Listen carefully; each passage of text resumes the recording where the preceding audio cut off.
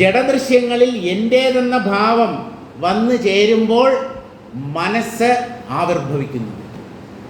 എൻ്റേത് എന്ന ചിന്ത, അതാണ് മമത എന്ന് പറയുന്നത്. ആ മമതയെ ഉപേക്ഷിച്ച് കഴിഞ്ഞാൽ മനസ്സ് ചത്തുപോകും. മനസ്സ് ചത്താൽ നമ്മൾ രക്ഷപ്പെട്ടു എന്നർത്ഥം. മനസ്സ് ജീവിച്ചാൽ, മനസ്സ് സജീവമായി പ്രവർത്തിച്ചു കൊണ്ടിരുന്നാൽ നമ്മുടെ കാര്യം കട്ടപ്പുക എന്നും മനസ്സിലാക്കേണ്ടതാണ്. മനസ്സ് ഉപശമിക്കണം, മനസ്സ് നഷ്ടമാകണം. മനസ്സ് നഷ്ടമായാൽ പിന്നെ നമ്മൾ ഈ ലോകത്തിൽ എങ്ങനെയാണ് ജീവിക്കുക സാറേ എന്ന് എന്നോടൊരു ചോദ്യം ചോദിച്ചേക്കാം. ചോദിച്ചില്ലെങ്കിലും ചോദിക്കാൻ ആഗ്രഹിക്കുന്നുണ്ടാവും. മനസ്സ് നഷ്ടപ്പെട്ടാൽ എങ്ങനെ ജീവിക്കാൻ പറ്റും?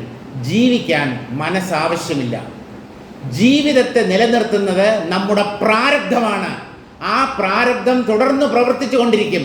നമ്മൾ ചിന്തിക്കുന്നത് കൊണ്ടോ പദ്ധതികൾ ആസൂത്രണം ചെയ്യുന്നത് കൊണ്ടോ അല്ല നമ്മുടെ ജീവിതം ഇങ്ങനെ മുമ്പോട്ട് പോകുന്നത്.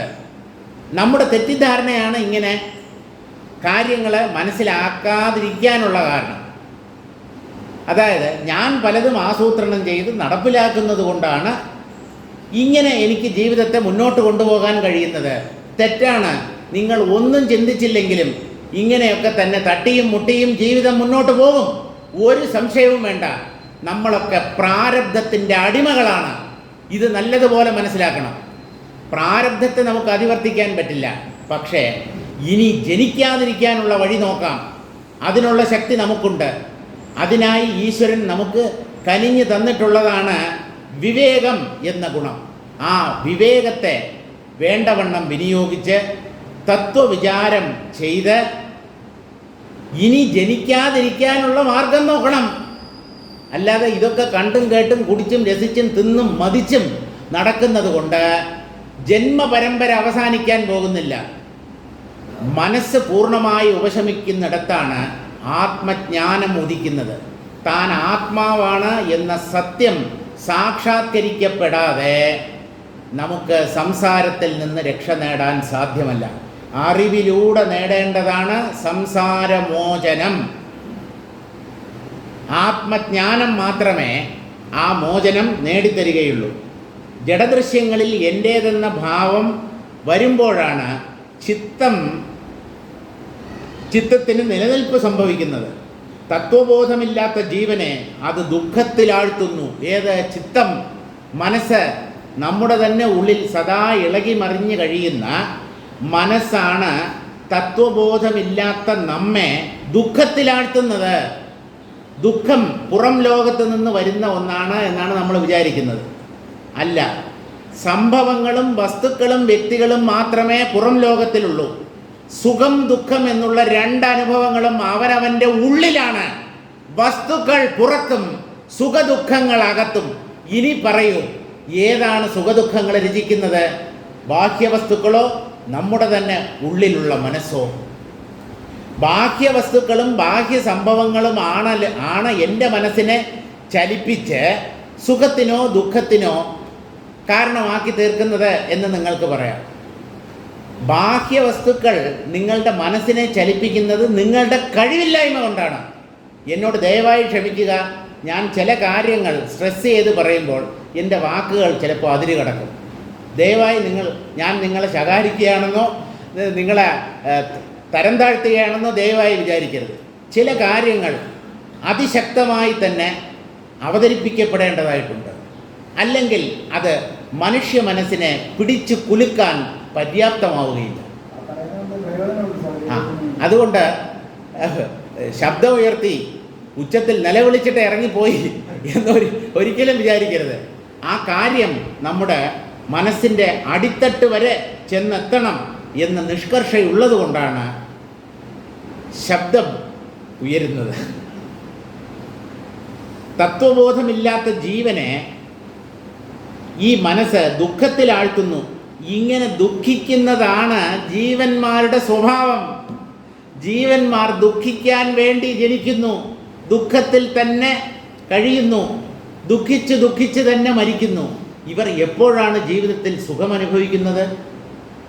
ഒരു മനുഷ്യൻ്റെ ജീവിതത്തെ അപഗ്രഥിച്ചാൽ അയാൾ ദുഃഖിച്ച നിമിഷങ്ങളാണ് ഏറ്റവും കൂടുതൽ. ആ നിമിഷങ്ങളുടെ ഇടയ്ക്ക് അങ്ങിങ്ങായി ചില സുഖാനുഭവങ്ങളും ഉണ്ടാവും. അപ്പോൾ ജീവിതം എന്ന് പറയുന്നത് ദുഃഖഭൂയിഷ്ഠമാണ്. വിദ്ധി വ്യാധ്യഭിമാനഗ്രസ്തം ലോകം ശോകഹതം ച സമസ്തം. വേദാന്തത്തിൻ്റെ ആചാര്യനായ പരമവേദാന്തിയായ ശങ്കര ഭഗവത്പാദരുടെ പ്രഖ്യാപനമാണ്. അദ്ദേഹത്തിൻ്റെ ഭജഗോവിന്ദം എന്ന കൃതിയിലാണ്. വിദ്ധി വ്യാധ്യഭിമാനഗ്രസ്തം. വ്യാധിയും അഭിമാനവും കൊണ്ട് ഗ്രസിക്കപ്പെട്ടിരിക്കുന്നു സകല ജീവിതങ്ങളും. ആ ജീവിതങ്ങളെല്ലാം തന്നെ, അല്ലെങ്കിൽ ഈ ലോകം തന്നെ, ശോകഹതം ച സമസ്തം, പ്രപഞ്ചം മുഴുവൻ ദുഃഖ സാഗരത്തിൽ ആണ്ട് കിടക്കുന്നു. ഇവിടെ സുഖിക്കുന്നവർ ആരുമില്ല. അല്ല, അങ്ങനെ സുഖിക്കുന്നവരുണ്ട് എന്ന് പറഞ്ഞാൽ അവർ ജ്ഞാനികളായിരിക്കും, സംശയിക്കുകയേ വേണ്ട. ഈ സംസാര കടലിൽ ദുഃഖങ്ങളെ മാത്രം അനുഭവിച്ച് കഴിയുന്നവരാണ് മിക്കവാറും ആളുകൾ.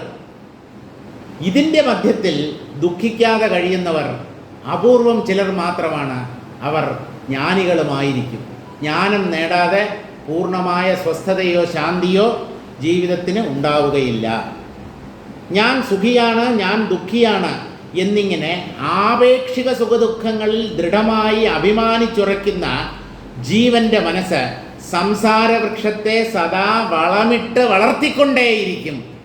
ഏതാണ് സംസാരവൃക്ഷത്തെ വളമിട്ട് വളർത്തുന്നത് എന്ന് ചോദിച്ചാൽ, ഞാൻ സുഖിയാണ് എന്ന് ചില സമയത്ത് അനുഭവം, ഞാൻ ദുഃഖിതനാണ് അല്ലെങ്കിൽ ദുഃഖിയാണ് എന്ന് വേറെ ചിലപ്പോൾ അനുഭവം. ഇത് രണ്ടും, ഈ സുഖവും ദുഃഖവും നമ്മുടെ മനസ്സിൻ്റെ തന്നെ വിഭ്രമങ്ങളാണ്. മനസ്സാണ് ആ സുഖദുഃഖങ്ങളെ സൃഷ്ടിക്കുന്നത്. മനസ്സിൻ്റെ പിടിയിൽപ്പെട്ട് കഴിയുന്നിടത്തോളം യഥാർത്ഥ സുഖത്തെ ആരും അനുഭവിക്കാൻ പോകുന്നില്ല. ചില നേരത്ത് സന്തോഷിക്കുന്നു, പൊട്ടിച്ചിരിക്കുന്നു, അടുത്ത നിമിഷത്തിൽ കണ്ണീർ വാർത്ത് കരയുന്നു. ഇതിൻ്റെ വല്ല ആവശ്യമുണ്ടോ? ഇങ്ങനെ ചിരിക്കുകയും കരയുകയും ചെയ്യാനുള്ളതാണോ അമൂല്യമായ മനുഷ്യ ജീവിതം? ഇപ്പം ഇങ്ങനെ സുഖദുഃഖങ്ങളിൽപ്പെട്ട് വലയുന്നു ജീവന്മാർ. ഈ ജീവൻ്റെ മനസ്സാണ് സംസാരം എന്ന പേരോടുകൂടിയ വൃക്ഷത്തെ നട്ട് നനച്ച് വളമിടുന്നത്. അങ്ങനെ ഈ സംസാര വൃക്ഷം തഴച്ചു വളരുന്നു. രാമ, ചിത്തമുണ്ടെന്ന് തോന്നുന്നത് വെറും മായയാണ്. മനസ്സ് എന്നത് മായയുടെ പര്യായപദമാണ്. നമുക്കൊരു വിചാരമുണ്ട്, മായ എന്ന് പറയുന്നത് ഈ പുറം ദൃശ്യങ്ങളെ ഒക്കെ ഉണ്ടാക്കിയ അനിർവചനീയമായ ഈശ്വരശക്തി. മനസ്സ് എന്ന് പറയുന്നത് എൻ്റെ ഉള്ളിൽ എന്നെ ചിരിപ്പിക്കുകയും കരയിക്കുകയും ചെയ്തുകൊണ്ട് വർത്തിക്കുന്ന, എനിക്ക് മനസ്സിലാകാത്ത എന്തോ ഒന്ന്, അതാണ് മനസ്സ് എന്ന് നമ്മൾ കരുതുന്നു. തെറ്റാണ്. മായയുടെ മറ്റൊരു രൂപമാണ് മനസ്സ്. പുറം ലോകത്തിൽ മായ പുറമേ മായ പ്രപഞ്ചമായും പ്രപഞ്ച പദാർത്ഥങ്ങളായും ഉള്ളിൽ മനസ്സായും വർത്തിക്കുന്നു. മനസ്സ് വേറെ, പ്രപഞ്ചം വേറെയല്ല. മനസ്സുള്ളിടത്ത് പ്രപഞ്ചാനുഭവം ഉണ്ടായേ പറ്റൂ. പ്രപഞ്ചാനുഭവം ഉള്ളിടത്ത് മനസ്സും ഉണ്ടാവും. മനസ്സ് ലയിച്ചു പോകുന്ന അബോധാവസ്ഥ, ഗാഠനിദ്ര തുടങ്ങിയ അനുഭവങ്ങളിൽ പ്രപഞ്ചാനുഭവം ഇല്ലല്ലോ. സംശയമുണ്ടോ? നമ്മൾ സ്വയം മറന്നുറങ്ങുമ്പോൾ, ഗാഠനിദ്രയിൽ കഴിയുമ്പോൾ ദേഹബോധമില്ല, പ്രപഞ്ചാനുഭവമില്ല, സുഖദുഃഖങ്ങളുമില്ല. മനസ്സ് പൊന്തി വരുന്നതോടുകൂടി നാം ഉണരുന്നു. ഉണരുമ്പോൾ പ്രപഞ്ചവും ദേഹബോധവും രണ്ടും ഒരുമിച്ച് വരുന്നു. പ്രപഞ്ചവും ദേഹബോധവും ഉള്ളിടത്തോളം കാലം സുഖദുഃഖങ്ങൾക്ക് ഒരാൾ വിധേയനായേ പറ്റൂ. രാമ, ചിത്തമുണ്ടെന്ന് തോന്നുന്നത് വെറും മായയാണ്. ചിത്തം വാസ്തവത്തിൽ ഇല്ലാത്തതാണ്. അതിന് ഉണ്മ കൽപ്പിക്കുന്നത് നാം അജ്ഞാനികളായതുകൊണ്ടാണ്. നമ്മുടെ ഉള്ളിലെ അജ്ഞാനമാണ് മനസ്സിന് സത്യത്വം നൽകിയിരിക്കുന്നത്. അതിൻ്റെ നാശം എങ്ങനെ എന്ന് ഞാൻ വിവരിക്കാം, കേട്ടോളൂ. മനസ്സിനെ നശിപ്പിക്കാതെ സ്വസ്ഥത അനുഭവിക്കാൻ സാധ്യമല്ല. ഈ മനസ്സിനെ എന്ന് പറഞ്ഞാൽ ഇല്ലാത്ത മനസ്സിനെ, യഥാർത്ഥത്തിൽ ഇല്ലാതിരുന്നിട്ടും ഉണ്ട് എന്ന പോലെ തോന്നുന്ന ഒന്നാണ് ഈ മനസ്സ്. ആ മനസ്സിനെ നശിപ്പിക്കുന്നത് എങ്ങനെയെന്ന് ഞാൻ പറയാം, രാമ കേട്ടോളൂ. സുഖദുഃഖദശാധീരം സാമ്യാൻ ന പ്രോദ്ധരന്തിയം നിശ്വാസായിവ ശൈലേന്ദ്രം ചിത്തം തസ്യ മൃതം വിദുഹു. ജ്ഞാനികൾ ആ മനസ്സിനെ മരിച്ച മനസ്സ് എന്ന് വിളിക്കുന്നു. ഏത് മനസ്സിനെ? ഏത് മനസ്സാണ് മൃതമനസ്സ്, മരിച്ച മനസ്സ്, അല്ലെങ്കിൽ നശിച്ച മനസ്സ് എന്ന് ചോദിച്ചാൽ, സുഖദുഃഖദശാഹ സാമ്യാത് യം ധീരം നിശ്വാസ ശൈലേന്ദ്രമിവ ന പ്രോദ്ധരന്തി തസ്യ ചിത്തം മൃതം വിദുഹു എന്ന് പറഞ്ഞാൽ എന്താ? മാറി മാറി വരുന്ന സുഖദുഃഖാനുഭവങ്ങൾ സത്യാനുഭവം കൊണ്ട് ചിത്തം സമനില പ്രാപിച്ചത് നിമിത്തം ഏതൊരാത്മനിഷ്ഠനെ ചെറുനിശ്വാസങ്ങൾ പർവ്വതത്തെ എന്ന പോലെ ഇളക്കി മറിക്കുന്നില്ലയോ, ആ ധീരൻ്റെ ചിത്തം മരിച്ചതാണെന്ന് കണക്കാക്കപ്പെടുന്നു. നമ്മുടെ നിശ്വാസം കൊണ്ട് ഒരു മലയെ പതിപ്പിക്കാൻ സാധ്യമല്ല. മലയെ ഇളക്കാനുള്ള ശക്തി നമ്മുടെ നിശ്വാസങ്ങൾക്കില്ല. അതുപോലെ മാറി മാറി വരുന്ന സുഖദുഃഖാനുഭവങ്ങൾ സത്യാനുഭവത്തിൻ്റെ പശ്ചാത്തലം കാരണമായി ഏതൊരു വ്യക്തിയുടെ സമനിലയെ തകർക്കുന്നില്ലയോ, അവൻ്റെ മനസ്സ് മരിച്ച മനസ്സ്. മറ്റുള്ളവരുടെ മനസ്സ് സജീവ മനസ്സ്. മനസ്സ് സജീവമായാൽ നമുക്ക് ജീവിതത്തിൽ അഭ്യുദയം നേടാൻ കഴിയുകയില്ല. മനസ്സ് അടങ്ങണം, ഉപശമിക്കണം, അത് പൂർണ്ണമായും ഇല്ലാതാവണം. അപ്പോഴാണ് നമുക്ക് പരമപദമായ മോക്ഷനില കൈവരിക. അപ്പോൾ ധീരന്മാരുടെ അഥവാ ജ്ഞാനികളുടെ ചിത്തം മാത്രമേ മരിച്ച ചിത്തം ആയി കണക്കാക്കപ്പെടുന്നുള്ളൂ. തസ്യ ചിത്തം മൃതം വിദുഹു, അയാളുടെ മനസ്സിനെ മരിച്ചതാണ് എന്ന് ജ്ഞാനികൾ പരിഗണിക്കുന്നു. എന്താണ് ഈ മനസ്സിൻ്റെ നാശം അഥവാ ചിത്തനാശം? ചിത്തം എന്നുള്ളത് വാസ്തവമല്ല, അത് മായയാണ്, ഇല്ലാതിരുന്നിട്ട് കൂടി ഉള്ളതുപോലെ കാണപ്പെടുന്ന ഒന്നാണ് എന്ന് പറഞ്ഞതേ ഉള്ളൂ. ഇല്ലാത്ത ഒന്നിനെ എങ്ങനെയാണ് നശിപ്പിക്കുക? ഉള്ളതിനെ നമുക്ക് നശിപ്പിക്കാൻ പറ്റും എന്നാണ് നമ്മുടെ ധാരണ. അതും തെറ്റാണ്. ഉള്ളതിനെ നിങ്ങൾക്ക് യഥാർത്ഥത്തിൽ ശരിക്കും നശിപ്പിക്കാൻ പറ്റില്ല. ഉള്ളതിൽ ചില പരിവർത്തനങ്ങൾ വരുത്താം, അതിൻ്റെ രൂപം മാറ്റാം. ഈ പ്രപഞ്ചത്തിലുള്ള ഏതെങ്കിലും ഒരു വസ്തുവിനെ പൂർണ്ണമായി ആർക്കെങ്കിലും നശിപ്പിക്കാൻ കഴിയുമോ? ഒരിക്കലും സാധ്യമല്ല.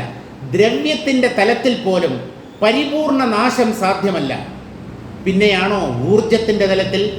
ഊർജത്തിൻ്റെ തലത്തിൽ തന്നെ നാശം സാധ്യമല്ലെങ്കിൽ ഊർജത്തിൻ്റെ ഉറവിടമായിരിക്കുന്ന ആത്മസത്തയിൽ നാശം എന്നുള്ള വാക്ക് എങ്ങനെ യോജിക്കും? അപ്പോൾ ഇല്ലാത്ത ഒന്നിനെ നശിപ്പിക്കേണ്ട കാര്യമില്ല, ഉള്ള ഒന്നിനെ നശിപ്പിക്കാൻ പറ്റുകയുമില്ല. എന്താണ് ഇല്ലാത്തത്? പ്രപഞ്ചവും പ്രപഞ്ച പദാർത്ഥങ്ങളും ഇല്ലാത്തതാണ്. അതിനെ നശിപ്പിക്കേണ്ട കാര്യമില്ല, കാരണം ഇപ്പോൾ തന്നെ ഇല്ലാത്തതാണ്. അതിനെ നശിപ്പിക്കേണ്ട കാര്യമില്ല. ഉള്ളത് ബ്രഹ്മം മാത്രമാണ്, ആത്മാവ് മാത്രമാണ്. അതിനെ ആർക്കും നശിപ്പിക്കാൻ പറ്റുകയുമില്ല. നിങ്ങൾ എന്തിനെയാണ് നശിപ്പിക്കാൻ ശ്രമിക്കുന്നത്? രണ്ടല്ലേ ഉള്ളൂ. ബോധസ്വരൂപമായ ആത്മാവ്, ജഡമയമായ ജഗത്ത്. ജഡമയമായ ജഗത്ത് ആത്മാവിലെ വെറും ഒരു പ്രതിഭാസം മാത്രമാണ്, ഭ്രമദൃശ്യമാണ്. അതിനെ എങ്ങനെ നശിപ്പിക്കാൻ പറ്റും? ആത്മാവിനെ നശിപ്പിക്കാൻ ഒക്കുകയില്ല. ഈ രണ്ടല്ലേ ഉള്ളൂ. വിശകലനം ചെയ്യുന്ന ഒരാളുടെ മുമ്പിൽ ഈ രണ്ടും മാത്രമേ ഉള്ളൂ, ജഡവും ബോധവും. ജഡത്തെ നശിപ്പിക്കേണ്ട കാര്യമില്ല. എന്തുകൊണ്ടെന്നാൽ അത് ഭ്രമമാണ്. ബോധം ഉള്ള വസ്തുവാണ്, അനശ്വരമായ സത്യമാണ്. അതിനെ ആര് വിചാരിച്ചാലും നശിപ്പിക്കാൻ പറ്റുകയുമില്ല. ഇനിയിപ്പോൾ നിങ്ങൾ എന്തിനെയാണ് നശിപ്പിക്കാൻ ശ്രമിക്കുന്നത്? നിങ്ങൾ നശിപ്പിക്കുന്നു എന്ന് കരുതുന്നത് വാസ്തവത്തിൽ നശിക്കുന്നില്ല, അവയുടെ രൂപത്തിന് മാറ്റം സംഭവിക്കുക മാത്രമാണ് ചെയ്യുന്നത്. നിങ്ങളോട് ഒരു കടലാസിനെ കത്തിക്കുന്നു, കടലാസ് കത്തിച്ചാമ്പലാകുന്നു. നിങ്ങൾ പറയുന്നു ഞാൻ കടലാസിനെ നശിപ്പിച്ചു. കടലാസിനെ നിങ്ങൾ യഥാർത്ഥത്തിൽ നശിപ്പിച്ചിരുന്നുവെങ്കിൽ ഈ ചാരം പോലും അവശേഷിക്കാൻ പാടില്ലായിരുന്നു. ചാരം ഇല്ലാതെ നിങ്ങൾക്ക് ചാരം പോലും അവശേഷിക്കാതെ എന്തിനെങ്കിലും കത്തിക്കാൻ പറ്റുമോ? പിന്നെ നിങ്ങൾ എന്തിനെയാണ് കത്തിക്കുന്നത്? കടലാസ് ആയി ഇരുന്ന ദ്രവ്യത്തെ ചാമ്പൽ എന്ന പേരോടുകൂടിയ ദ്രവ്യമായി നിങ്ങൾ മാറ്റുന്നു അഗ്നിയിൽ നിക്ഷേപിക്കുന്നതിലൂടെ. അതെങ്ങനെ നാശമാകും? അത് നാശമല്ല, രൂപപരിണാമം മാത്രമാണ്. ഇങ്ങനെ ദ്രവ്യത്തിൻ്റെ തലത്തിൽ പോലും ഒന്നിനെയും ആർക്കും പരിപൂർണമായി നശിപ്പിക്കാൻ സാധ്യമല്ല. ഊർജത്തിൻ്റെ തലത്തിൽ നാശം എന്നുള്ളത് ഒരിക്കലും സാധ്യമല്ല എന്ന് ആധുനിക ശാസ്ത്രം തന്നെ അഭിപ്രായപ്പെടുന്നുണ്ട്. അതാണ് നാം കൊച്ചു ക്ലാസ്സുകളിൽ പഠിച്ചിട്ടുള്ള ഊർജ സംരക്ഷണ നിയമം, law of conservation of energy. എന്താണ്? Energy can neither be created nor be destroyed.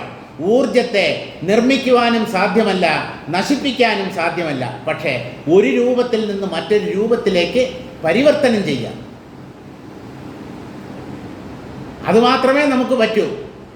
പുതിയ ഒരു ഊർജത്തെ ഉണ്ടാക്കാൻ പറ്റില്ല. The sum total of the energy of the universe remains A constant. ഈ പ്രപഞ്ചത്തിൽ മൊത്തമായിട്ടുള്ള ഊർജത്തിൻ്റെ അളവ് എന്നും സ്ഥിരമാണ്. അതിന് കൂടുതലും സംഭവിക്കുന്നില്ല, കുറവും സംഭവിക്കുന്നില്ല. പിന്നെ എന്താ? പ്രകാശോർജം വൈദ്യുതോർജമായി മാറുന്നു, വൈദ്യുതോർജം ശബ്ദോർജമായി മാറുന്നു, ശബ്ദോർജം വേറെന്തെങ്കിലും ഒരു ഊർജമായി മാറുന്നു. ഊർജം ഒരു രൂപത്തിൽ നിന്ന് മറ്റൊരു രൂപത്തിലേക്ക് മാറുന്നു, അല്ലെങ്കിൽ മനുഷ്യരാൽ പരിവർത്തനം ചെയ്യപ്പെടുന്നു. അല്ലാതെ ഊർജത്തിൻ്റെ അളവിൽ കൂടുതലോ കുറവോ ഉണ്ടാക്കാൻ ആർക്കും സാധ്യമല്ല. ഒറിജിനലാണോ? സാറിൻ്റെ വീട്ടിലുള്ള മരങ്ങളും ഗൃഹോപകരണങ്ങളും ഒക്കെ ഒറിജിനലാണോ? ഊർജമാണോ എന്നാണോ? ഒറിജിനലാണോന്നോ?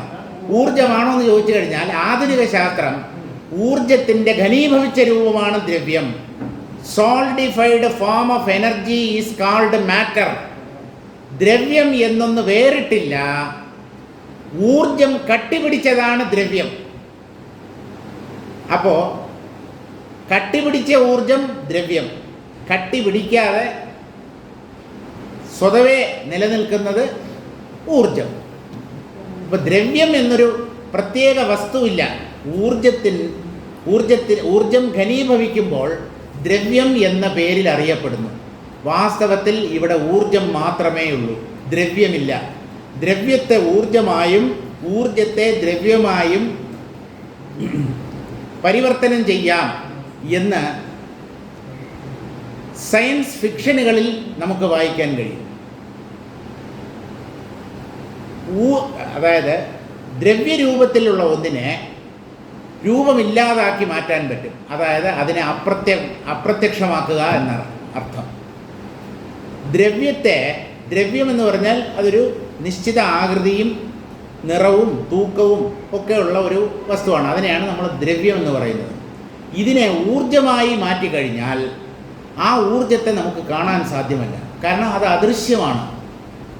പക്ഷേ ഊർജത്തിൻ്റെ സാന്നിധ്യത്തെ ചില ഉപകരണങ്ങളിലൂടെ നമുക്കറിയാൻ പറ്റും. ഉദാഹരണത്തിന് പഞ്ചേന്ദ്രിയങ്ങളിലൊന്നായ ചെവി.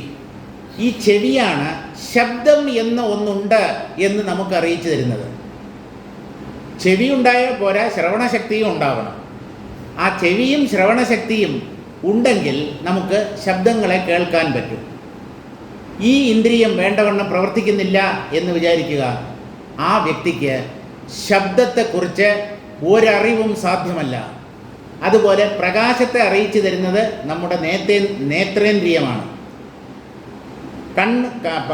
കാഴ്ചശക്തിയില്ലാത്ത ഒരു വ്യക്തിക്ക് പ്രകാശം എന്താണ് എന്ന് പോലും മനസ്സിലാക്കാൻ സാധ്യമല്ല.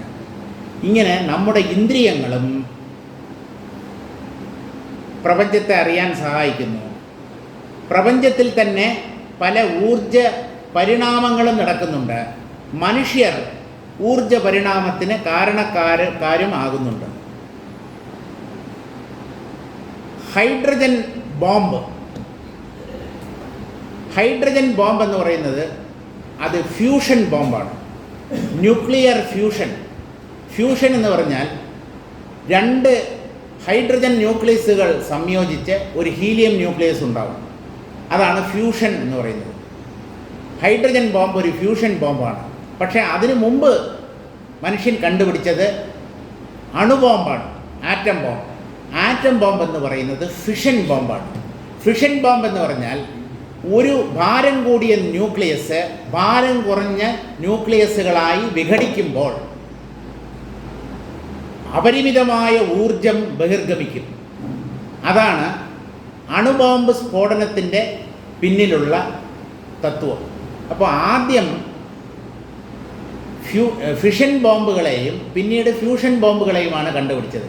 എങ്ങനെയായാലും രണ്ട് ആറ്റങ്ങളുടെ ന്യൂക്ലിയസുകൾ സംയോജിച്ചാലും ഒരു ആറ്റത്തിൻ്റെ ന്യൂക്ലിയസ് രണ്ടോ അതിൽ കൂടുതലായ ന്യൂക്ലിയസുകളോ ആയി വിഭജിച്ചാലും tremendous amount of energy will be given out. അസാമാന്യമായ ഊർജം, അളവറ്റ ഊർജം ബഹിർഗമിക്കും. ആ ഊർജത്തെ നിയന്ത്രിക്കാൻ കഴിഞ്ഞാൽ അത് മനുഷ്യരാശിയെ സംബന്ധിച്ചിടത്തോളം ഒരു വലിയ നേട്ടമായിരിക്കും. പക്ഷേ നമ്മുടെ നിർഭാഗ്യമെന്ന് പറയട്ടെ, ഫിഷനിലൂടെയും ഫ്യൂഷനിലൂടെയും പുറത്തു വരുന്ന ഊർജത്തെ നിയന്ത്രിക്കാനുള്ള ശക്തി ഒരു പരിധിവരെ മാത്രമേ ഉള്ളൂ. അതാണ് ന്യൂക്ലിയർ റിയാക്ടറുകളിൽ നാം പ്രയോഗിക്കുന്നത്. അഭൗമമായ ഊർജ പ്രവാഹത്തെ ഒരു പരിധിവരെ മനുഷ്യർക്ക് നിയന്ത്രിച്ച് നിർത്താൻ കഴിയും. അതിനെ നമുക്ക് ആവശ്യമുള്ള കാര്യങ്ങൾക്കായി ഉപയോഗിക്കുകയും ചെയ്യാം. പക്ഷേ ഫ്യൂഷനിൽ ഒരിക്കലും ആ എനർജിയെ നമുക്ക് ദിശ തിരിച്ച് വിടാൻ പറ്റില്ല, അതിനെ നിയന്ത്രിക്കാനും സാധ്യമല്ല. ഫ്യൂഷൻ കൊണ്ടുള്ള എനർജി നശീകരണത്തിന് മാത്രമേ പ്രയോജനപ്പെടുത്താൻ കഴിയും, നശിപ്പിക്കാൻ കൊള്ളാം. 1000 ആറ്റം ബോംബിൻ്റെ ശക്തിയുണ്ട് ഒരു ഹൈഡ്രജൻ ബോംബിന്. എല്ലാം സൂക്ഷിച്ച് വെച്ചിട്ടുണ്ട് ഗംഭീരന്മാർ. ഒന്ന് പ്രയോഗിക്കുകയേ വേണ്ടൂ. ഒരു ബട്ടൺ പ്രസ് ചെയ്താൽ മതി, എല്ലാം ക്ഷണനേരത്തിനകം കത്തിച്ചാമ്പലാകും. ഇപ്പം അതൊന്നും നമ്മുടെ വിഷയമല്ല. ഊർജം, ദ്രവ്യം, അതിനെക്കുറിച്ച് ചോദിച്ചതുകൊണ്ട് സന്ദർഭവശാൽ പറഞ്ഞു എന്നേ ഉള്ളൂ. ദ്രവ്യം എന്നൊന്ന് വേറിട്ടില്ല, അത് ഊർജത്തിൻ്റെ ഘനീഭവിച്ച രൂപം മാത്രമാണ്. യഥാർത്ഥത്തിൽ ഈ ലോകത്തിൽ ഊർജം മാത്രമേ ഉള്ളൂ. ഈ ഊർജത്തിന് വേദാന്ത ശാസ്ത്രം നൽകിയിട്ടുള്ള പേരാണ് പ്രാണൻ. പ്രാണൻ എന്ന് പറഞ്ഞാൽ ജീവശരീരത്തിൽ അകത്തും പുറത്തുമായി സഞ്ചരിച്ചു കൊണ്ടിരിക്കുന്ന വായു അല്ലെങ്കിൽ അതിന് കാരണമായ ഒരു ശക്തി എന്നാണ് നമ്മൾ മനസ്സിലാക്കിയിരിക്കുന്നത്. പ്രാണൻ എന്ന് പറഞ്ഞാൽ എനർജി എന്നർത്ഥം. പ്രാണനില്ലാതെ ശരീരം നിലനിൽക്കില്ല. ശരീരത്തിൽ നിന്ന് പ്രാണൻ പുറത്തു കടക്കുന്നതിനെയാണ് മരണം എന്ന് പറയുന്നത്. ആ മരണത്തോടുകൂടി ആ ജീവശരീരം നശിക്കാൻ ആരംഭിക്കും. എന്താണ് ചിത്തനാശം? സമനില പ്രാപിക്കലാണ് ചിത്തനാശം. ചലിക്കുന്ന ചിത്തം ചലനത്തെ നിർത്തി അനങ്ങാതെ നിന്നാൽ അതാണ് ചിത്തം നശിക്കുക എന്നതുകൊണ്ട് ഉദ്ദേശിക്കുന്നത്. ഇതെങ്ങനെ സാധിക്കും? മനസ്സിൻ്റെ ചലനങ്ങളെ എങ്ങനെയാണ് നിരോധിക്കാൻ കഴിയുക? ശരീരചലനങ്ങളെ നിയന്ത്രിക്കാൻ നമുക്ക് ഒരു പരിധിവരെ സാധ്യമാണ്. കൈകാലുകളെ അനക്കാതിരിക്കാം, ഒരിടത്ത് തന്നെ നിൽക്കാം, അല്ലെങ്കിൽ കിടക്കാം, ഇരിക്കാം. പക്ഷെ പ്രാണസ്പന്ദനത്തെ നമുക്ക് നിയന്ത്രിക്കാൻ സാധ്യമല്ല. പ്രാണായാമത്തിലൂടെയൊക്കെ ഒരു പരിധിവരെ ഒരല്പനേരം നമുക്ക് പ്രാണനെ പിടിച്ചു നിർത്താമെന്നല്ലാതെ നിരന്തരമായി പ്രാണനെ ഉപശമിപ്പിക്കാൻ നമുക്ക് സാധ്യമല്ല. മനസ്സിനെ നിയന്ത്രിക്കുക അതിലും പ്രയാസമാണ്. എവിടെ പിടിക്കും? ഒന്നിൻ്റെ ചലനം നിർത്തണമെങ്കിൽ എവിടെയെങ്കിലും പിടികിട്ടണ്ടേ? ഈ മനസ്സെന്ന് പറയുന്നത് നമ്മുടെ പിടിയിൽ ഒതുങ്ങുന്ന ഒന്നാണോ? എവിടെ പിടിക്കും? എങ്ങനെ പിടിക്കും? അകത്ത് ഇങ്ങനെ സദാ ചലിച്ചുകൊണ്ടിരിക്കുന്നു, നമ്മയും വലിച്ചുകൊണ്ട് ഓടുന്നു, എന്തൊക്കെയോ കാട് കയറി ചിന്തിക്കുന്നു നമ്മുടെ മനസ്സ്. ഇതിനെ എങ്ങനെ നിലയ്ക്ക് നിർത്തും അല്ലെങ്കിൽ നിയന്ത്രിക്കും? മനസ്സിൻ്റെ ചലനങ്ങളെ ഉപശമിപ്പിക്കുക എന്നതുകൊണ്ട് ഉദ്ദേശിക്കുന്നത് മനസ്സ് സമനിലയിൽ സ്ഥിതി ചെയ്യുക എന്നാണ്. മനസ്സ് അതിൻ്റെ സമനില കൈവിടാതെ ഇരുന്നാൽ അത് തന്നെയാണ് മനോനാശം. ചലിക്കുന്ന മനസ്സ് ചലനത്തെ നിർത്തിയാൽ ആ മനസ്സ് മരിച്ച മനസ്സായി പരിഗണിക്കപ്പെടും. അല്ലെങ്കിൽ ചിത്തനാശമെന്ന് പറയുന്നത് അതാണ്. അതിനെന്ത് ചെയ്യണം? മനസ്സ് സമനില പ്രാപിക്കാൻ എന്ത് ചെയ്യണം? മനസ്സിന് നേരിട്ട് സമനിലയിൽ എത്തിക്കാൻ കഴിവില്ലാത്തവർക്ക് മറ്റു പല ഉപായങ്ങളെയും ശാസ്ത്രം നൽകുന്നുണ്ട്. അതിലൊന്നാണ് പ്രാണായാമം. പ്രാണനെ നിരോധിക്കുന്നതിലൂടെ മനസ്സിൻ്റെ ചലനങ്ങളെ നിരോധിക്കാൻ കഴിയും എന്ന് നമ്മുടെ മഹർഷീശ്വരന്മാർ കണ്ടുപിടിച്ചു.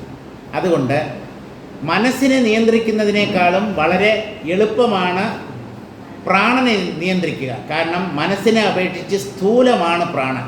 സ്ഥൂലത്തെ നിയന്ത്രിക്കുന്നതാണ് എളുപ്പം, സൂക്ഷ്മത്തെ നിയന്ത്രിക്കുന്നത് വലിയ പ്രയാസമാണ്. ഇപ്പോൾ ഈ ചിത്തവൃത്തികളെ എങ്ങനെ സമനിലയിൽ എത്തിക്കും? അതിന് തത്വവിചാരമാണ് ഏറ്റവും ഫലപ്രദമായ മാർഗം. എന്തുകൊണ്ട് നമ്മുടെ മനസ്സ് ചലിക്കുന്നു, എന്തുകൊണ്ട് അത് സദാ ചലിച്ചുകൊണ്ടിരിക്കുന്നു എന്ന് ചോദിച്ചാൽ, ഈ പ്രപഞ്ചം സത്യമാണ് എന്ന ഒരു തെറ്റിദ്ധാരണ എങ്ങനെയോ നമ്മുടെ മനസ്സിന് വന്നു ചേർന്നിരിക്കുന്നു. ആ പ്രപഞ്ചം സത്യമാണ് എന്നുള്ള ധാരണ ഉള്ളത് കൊണ്ടാണ് പ്രപഞ്ച വിഷയങ്ങളിലേക്ക് മനസ്സ് പാഞ്ഞടുക്കുന്നത്. പ്രപഞ്ചം മിഥ്യയാണെന്ന് ഈ മനസ്സിനെ പഠിപ്പിച്ചാൽ എത്ര കാലം പഠിപ്പിക്കണം? ഇത് 2 വർഷമോ 3 വർഷമോ നീണ്ടു നിൽക്കുന്ന കോഴ്സൊന്നുമല്ല. നിരന്തരം അഭ്യസിക്കണം. എപ്പോഴാണോ നമ്മുടെ മനസ്സ് പരിപൂർണമായ സമനില പ്രാപിക്കുന്നത്, അതുവരെ ഈ തത്വബോധത്തിൻ്റെ സഹായത്തോടുകൂടി മനസ്സിനെ ഉപശമിപ്പിക്കാനുള്ള പ്രയത്നം തുടരുക തന്നെ വേണം. വേറെ ഒരു മാർഗവുമില്ല. അപ്പോൾ അതിന് ഒരു സമയപരിധി നിശ്ചയിക്കാൻ സാധ്യമല്ല. നമ്മുടെ മനസ്സിൻ്റെ വികാരങ്ങൾ, വിചാരങ്ങൾ, അതിനൊക്കെ ആധാരമായിരിക്കുന്നത് അതിസൂക്ഷ്മങ്ങളായ വാസനാ ബീജങ്ങളാണ്. ആ വാസനാ ബീജങ്ങൾ പൂർണ്ണമായും നശിപ്പിക്കപ്പെടുന്നത് വരെ മനസ്സിനെ തത്വബോധത്തിൽ ഉണർത്തി നിർത്തണം. എന്താണ് തത്വബോധം? ബോധസത്യം മാത്രമേ ഇവിടെ നിലവിലുള്ളൂ. ബോധമെന്ന് പറഞ്ഞാൽ അതിനെ തന്നെയാണ് ബ്രഹ്മാവ്, അല്ല ബ്രഹ്മം, ആത്മാവ്, ഈശ്വരൻ, ഭഗവാൻ, ദൈവം, പിന്നെ പല ദൈവങ്ങളുടെയും നാമങ്ങൾ ഉള്ളത് ഒരേ ഈശ്വര തത്വമാണ്. അതിന് രൂപമില്ല. പക്ഷെ രൂപമില്ലാത്ത ഈശ്വര തത്വത്തെ നമുക്ക് ഭാവന പോലും ചെയ്യാൻ കഴിയാത്തത് കൊണ്ട് ആ ഈശ്വരന് പല ദിവ്യ രൂപങ്ങളും കൽപ്പിച്ചു തന്നിരിക്കുന്നു നമ്മുടെ പൂർവികർ. മനസ്സിൻ്റെ ഏകാഗ്രതയ്ക്ക് വേണ്ടി ആ രൂപങ്ങളിൽ ഇഷ്ടപ്പെട്ട ഒന്നിനെ നമുക്ക് അംഗീകരിക്കാം. ഇഷ്ടപ്പെട്ട ഒന്നിനെ മാത്രം. ഗണപതിയും വേണം, മഹാവിഷ്ണുവും വേണം, ശിവനും വേണം, ദേവിയും വേണം. 33 കോടി ദേവന്മാരെ എല്ലാവരും കൂടെ ആവാഹിച്ച് മുമ്പിൽ നിർത്തി കഴിഞ്ഞാൽ മനസ്സ് ഉപശമിക്കുകയില്ല. ദേവന്മാരുടെ സഹായം ചിലപ്പോൾ നിങ്ങൾക്ക് കിട്ടുമായിരിക്കും. കാരണം നമ്മുടെ പൂജയും നമ്മുടെ ആരാധനയും ഒക്കെ സ്വീകരിച്ചുകൊണ്ട് നമ്മുടെ ആഗ്രഹങ്ങൾ അവർ സാധിപ്പിച്ചു തന്നു എന്ന് വരാം. പക്ഷെ മനസ്സടങ്ങില്ലെന്നേ. മനസ്സടങ്ങണമെങ്കിൽ ഒന്നെന്ന ആശയത്തിൽ എത്തിച്ചേരണം. ഒന്നിൽ മനസ്സ് തങ്ങി നിന്നാൽ മാത്രമേ മനസ്സ് നിശ്ചലമായി തീരുകയുള്ളൂ. അതുകൊണ്ട് ആദ്യമായി മനസ്സിന് അദ്വൈതം പഠിപ്പിച്ചു കൊടുക്കണം. ആരാ പഠിപ്പിച്ചു കൊടുക്കേണ്ടത്? നമ്മൾ തന്നെയാണ്. നമ്മുടെ തന്നെ ചലിക്കുന്ന മനസ്സിനെ നമ്മൾ തന്നെ അദ്വൈതം പഠിപ്പിച്ച് അതിൻ്റെ ചലനത്തെ നിർത്തണം. ഇതല്ലാതെ വേറെ മാർഗമില്ല. ബോധസത്യം മാത്രമേ ഇവിടെ നിലവിലുള്ളൂ എന്ന് ഉറപ്പായ അദ്വൈത ബോധം കൊണ്ട് ചിത്തനാശം സാധിക്കും. ഒന്നേ ഉള്ളൂ എന്ന സത്യം മനസ്സ് ഉൾക്കൊള്ളുമ്പോൾ അതിൻ്റെ ചാപല്യങ്ങളെല്ലാം അല്പാൽപമായി കെട്ടടങ്ങും. അത് പതുക്കെ പതുക്കെ സമനിലയെ പ്രാപിക്കും. ഈ അദ്വൈത ബോധം എങ്ങനെ ഉറപ്പിക്കും? ഓരോന്ന് പറയുമ്പോഴേ അതെങ്ങനെ അതും കൂടെ പറയണമല്ലോ. അദ്വൈത ബോധം ഉറപ്പിക്കുന്ന മനസ്സ് കാലക്രമത്തിൽ അതിൻ്റെ ചലനത്തെ ഉപേക്ഷിച്ച് സമസ്ഥിതിയിൽ എത്തിച്ചേരുമെന്ന് പറഞ്ഞു. ഈ അദ്വൈത ബോധം എങ്ങനെ ഉറപ്പിക്കും? അതിനുള്ള ഉത്തമമായ സാധനയാണ് തിതിക്ഷ. തിതിക്ഷ എന്ന് പറഞ്ഞാൽ സഹനശക്തി. സുഖത്തെയും ദുഃഖത്തെയും സഹിക്കാൻ ശക്തിയുള്ളവരാകണം നമ്മൾ.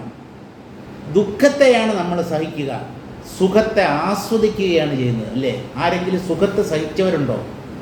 ഈ സുഖം, നിങ്ങൾക്കൊരു വലിയ സുഖം വരാൻ പോവുകയാണ് ഈ അടുത്ത ഭാവിയിൽ, ആ സുഖത്തെ നിങ്ങളൊന്ന് സഹിച്ചോളണം കേട്ടോ. അങ്ങനെ ആരും പറയാറില്ല. ഏതോ മഹാവിപത്ത്, മഹാദുഃഖം വരാൻ പോകുന്നു, ആ ദുഃഖത്തെ നിങ്ങൾ സഹിച്ചേ പറ്റൂ. ദുഃഖത്തെയാണ് മനുഷ്യർ സഹിക്കുക, സുഖത്തെ ആസ്വദിക്കുകയോ എൻജോയ് ചെയ്യുകയോ ആണ് ചെയ്യുക. ഇവിടെ സുഖത്തെയും ദുഃഖത്തെയും സഹിക്കണം എന്നാണ് പറയുന്നത്. അതുകൊണ്ട് എന്താണ് അർത്ഥമാക്കുന്നത് എന്ന് ചോദിച്ചാൽ, സുഖദുഃഖങ്ങളാൽ മനസ്സ് ബാധിക്കപ്പെടാതാവണം. സുഖദുഃഖങ്ങൾ രണ്ടുകൊണ്ടും മനസ്സ് ബാധിക്കപ്പെടരുത്. സുഖം വരുമ്പോൾ തുള്ളിച്ചാടുകയും അരുത്, ആഹ്ലാദിച്ച് മതിമറക്കുകയും അരുത്. ദുഃഖം വരുമ്പോൾ തളർന്ന് വീഴുകയും അരുത്. ഇങ്ങോട്ടാണ് വരുന്നതെങ്കിൽ വന്നോട്ടെ. ഇല്ല, വല്ലപ്പോഴും വരുന്ന അതിഥിയാണല്ലോ, ചിലപ്പോൾ കുശല അന്വേഷിക്കാൻ വേണ്ടി വരുന്നതായിരിക്കും. സാരമില്ല, അത് പൂക്കളുടെ ഇടയ്ക്ക് തന്നെ കയറിപ്പോയി, നല്ലത് തന്നെ. അതെ, സുഖത്താൽ ബാധിക്കപ്പെടാതിരിക്കുക എന്ന് പറഞ്ഞാൽ സുഖത്തിൽ മതിമറക്കാതിരിക്കുക. സുഖത്തിൽ ഭഗവാനെ വിസ്മരിക്കുമ്പോഴാണ് നാം മതിമറക്കുന്നത്. സുഖിക്കുമ്പോൾ ഈശ്വര ചിന്ത ചെയ്യുന്നവർ ആരും ഉണ്ടാവില്ല, അല്ലെങ്കിൽ വളരെ അപൂർവം ആളുകൾ മാത്രമേ അതിന് ശക്തരാകൂ. ദുഃഖിക്കുമ്പോൾ വല്ലാതെ ബാധിക്കപ്പെടുകയും വേണ്ട, കണ്ണീർ വാർത്ത് കരയേണ്ട, ബോധം കെട്ട് വീഴണ്ട. എന്തുകൊണ്ട് ഈ സുഖദുഃഖങ്ങളാൽ നാം ബാധിക്കപ്പെടുന്നു എന്ന് ചോദിച്ചാൽ, സുഖത്തെ നാം ആഗ്രഹിക്കുന്നു, ദുഃഖത്തെ ഒഴിവാക്കാൻ ശ്രമിക്കുന്നു. ഇതാണ് നമ്മൾ അടിസ്ഥാനപരമായി ചെയ്യുന്ന തെറ്റ്.